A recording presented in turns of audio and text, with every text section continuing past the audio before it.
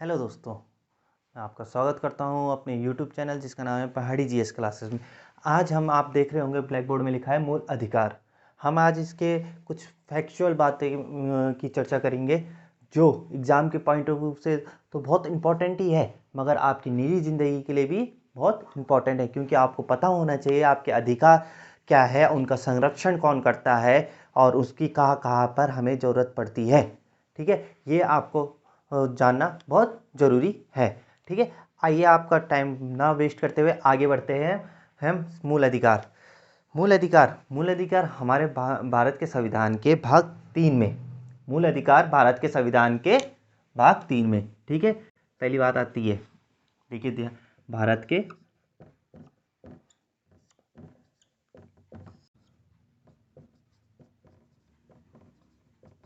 मूल अधिकार जो भारत के भाग 3 में है, भाग 3 में है और अनुच्छेद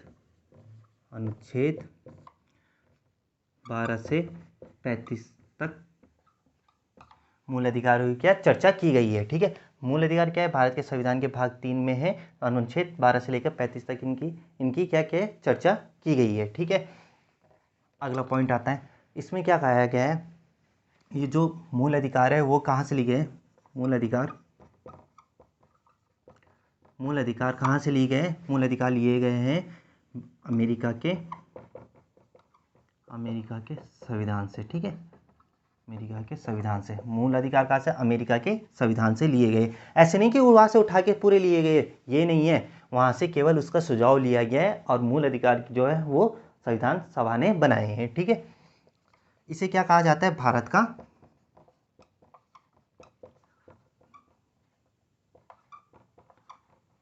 का मैग्ना कार्टा भी कहा जाता है। ठीक है, मूल अधिकार को भारत का क्या कहता है, मैग्ना कार्टा भी कहा जाता है। ठीक है, ये क्या करता है, आपको आपके अधिकारों की गारंटी एवं सुरक्षा प्रदान करता है। और इसके लिए क्या है, आर्टिकल 32 है जो इसके अंतर मूल अधिकार के 6वां मूल अधिकार है वर्तमान में, उसमें उच्चतम न्यायालय को ये वो दे रखी है कि वो गारंटी और सुरक्षा प्रदान करे मौलिक अधिकार की। ठीक है, आगे इसे मूल क्यों कहा जाता है, मूल इसलिए कहा जाता है ये चौमुखी विकास करता है, मुखी विकास करता है कैसे, पहला भौतिक, दूसरा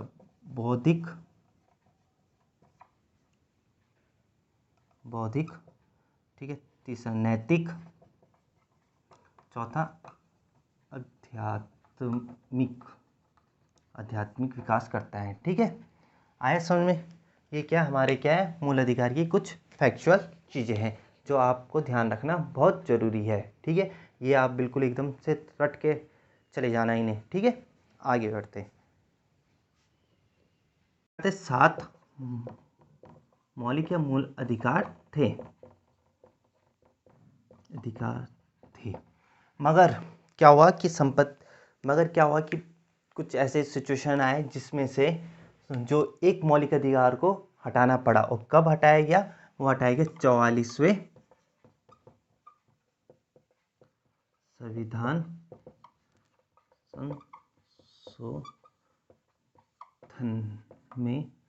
संशोधन कब हुआ थे, 1978 में जो संपत्ति, एक क्या था, संपत्ति का अधिकार था, एक संपत्ति का अधिकार था, जिसे के अधिकार को हटाकर अनुच्छेद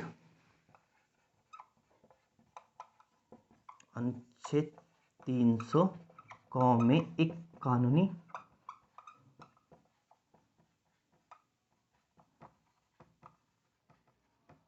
अधिकार बना दिया गया।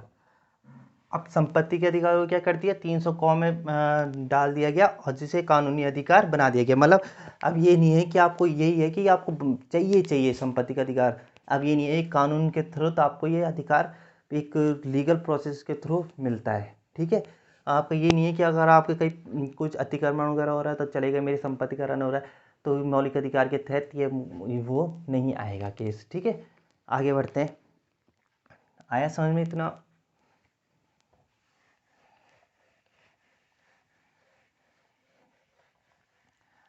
चर्चा करेंगे मौलिक अधिकार की। ठीक है, अब देखिए एक मौलिक अधिकार 1978 में हट गया, तो अब कितने बच्चे? 6 मौलिक अधिकार बचे। कौन? 6। देखिए मौलिक अधिकार मूल अधिकार बात एक ही है। ठीक है, आप कंफ्यूजन मौलिक अधिकार बचे। ठीक है,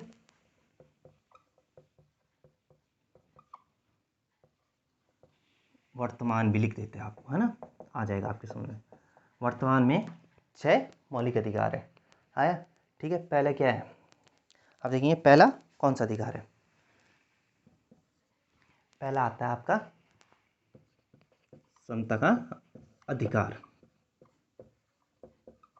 जिसमें ये कहा है कि सभी विधि के समक्ष समानता है, कई अस्पृश्यता नहीं होगी, ये चीज़ें सारी कहा गई है। और इन सब की चर्चा किस में की गई है?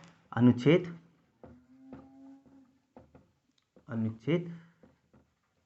14 से 18 तक इनकी क्या है? चर्चा की गई है। आया? ठीक है, दूसरा अधिकार आता है आपका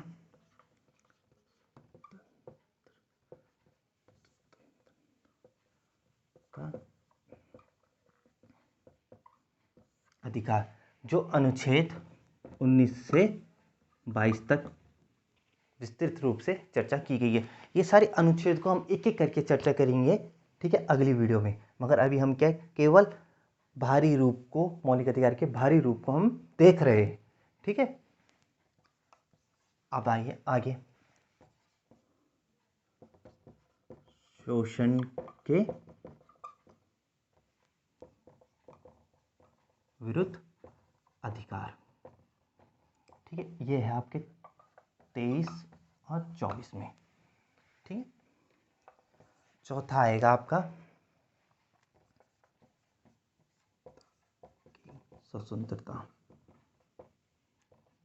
इसे धार्मिक स्वतंत्रता या धर्म की स्वतंत्रता का अधिकार। ठीक है, कहा जाता है। ठीक है, ये आ गया 25 से 28 के तक। शिक्षा एवं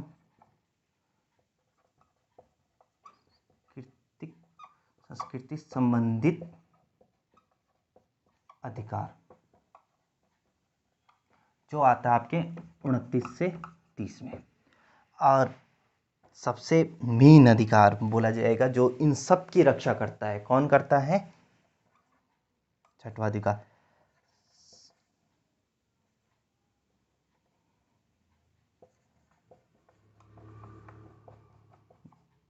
संवैधानिक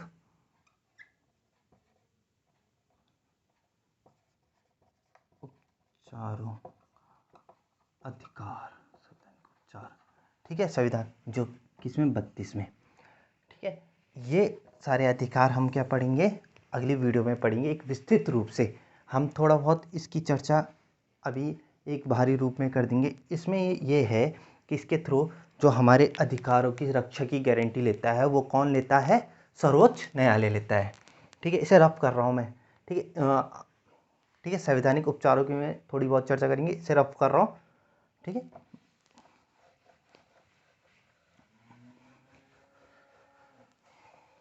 जो छठवां मौलिक अधिकार है संवैधानिक उपचारों का अधिकार, उसमें क्या कहा गया है कि जो हमारे मौलिक अधिकार है, जो हमारे मूल अधिकार है, उनकी जो रक्षा करता है वो कौन करता है? सर्वोच्च न्यायालय। ठीक है, और एक और चीज़ है, सर्वोच्च न्यायालय ही हमारे मूल अधिकारों की क्या करता है? व्याख्या करता है।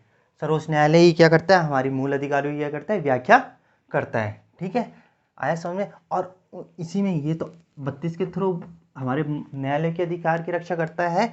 और जो हमारे हाई कोर्ट होते हैं, उच्च न्यायालय होते हैं, वो 226 अनुच्छेद के थ्रू क्या करते हैं? हमारे मौलिक अधिकारों की क्या करते हैं? रक्षा करते हैं, जिसके थ्रू ये रिट जारी करके करते हैं, ये भी रिट जारी करके करते हैं। ठीक है, आएंगे हम इसमें एक एक कॉन्सेप्ट को हम अच्छे से समझेंगे। ये हम एक बाहरी परिप्रेक्ष्य के रूप में मौलिक अधिकार को देख रहे हैं। ठीक है, और एक और बात है जो हमें है, जो मौलिक अधिकार है वो राज्य के विरुद्ध है। राज्य के विरुद्ध कैसे है कि कहीं पे आपका मौलिक अधिकारों का हनन हो रहा है, तो आप सीधा कहाँ जा सकते हैं? सर्वोच्च न्यायालय जा सकते हैं। आया समझ में इतना? कोई दिक्कत?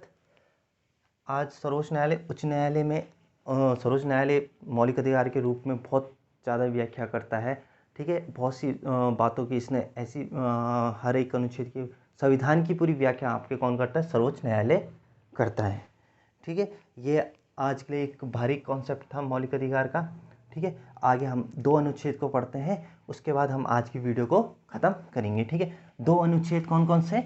देखिए, मैंने कहा था कि जो मूल अधिकार है वो 12 से 35 तक है। अब मैंने जो मौलिक अधिकार की स्टार्ट की हो तो 14 से की, क्योंकि समता का अधिकार 14 से 18 तक है। तो उससे पहले के 2 अधिकार क्या क्या है उनकी बात हम करते हैं, ठीक है। 12 और 13 की। 12 अनुच्छेद 12 कहता है, अनुच्छेद 12 क्या कहता है कि जो भी कोई भी संस्था है जो एक सरकार राज्य के लिए काम कर रही है, वो है ना, वो राज्य की परिभाषा को परिभाषित कर, राज्य की परिभाषा के अंतर्गत आती है, ठीक है। तो मतलब इसमें क्या कहा गया 12 में? राज्य की परिभाषा, राज्य की परिभाषा दी गई है। इसका मीन होता है कि राज्य की कितनी संस्था है जो सरकार के लिए काम कर रही है, जो मतलब राज्य के लिए काम कर रही है, वो सब इसके अंतर्गत आते हैं। आए समझ में? ठीक है। और 13 आपको क्या करता है? एक मौलिक अधिकार की बात करता है, एक मौलिक अधिकार को उसमें संशोधन की बात करता है कि उन्हें छोटा बड़ा नहीं किया जाता मगर वाद योग है, ठीक है। कभी वाद योग हो सकता है, छोटा मतलब परिस्थिति के हिसाब से किया जा सकता है, मगर वो क्या है 368 के थ्रू, संविधान संशोधन के थ्रू होगा, ठीक है। अब ये दोनों की बात मैंने कर दी है। आगे हम एक एक अनुच्छेद को, आज मैंने इसमें भी थोड़ा बहुत आपको इंट्रोडक्शन दिया है, इसका भी हम पूरा एक विस्तृत वीडियो बना के हर एक पॉइंट को आगे की चर्चा करेंगे, ठीक है। आज के लिए इतना ही काफ़ी है। आपको वीडियो कैसा लगा तो ज़रूर कमेंट में लिखना, शेयर करना, अगर अच्छा लगा तो शेयर करना, लाइक करना, and thank you for watching. Thank you.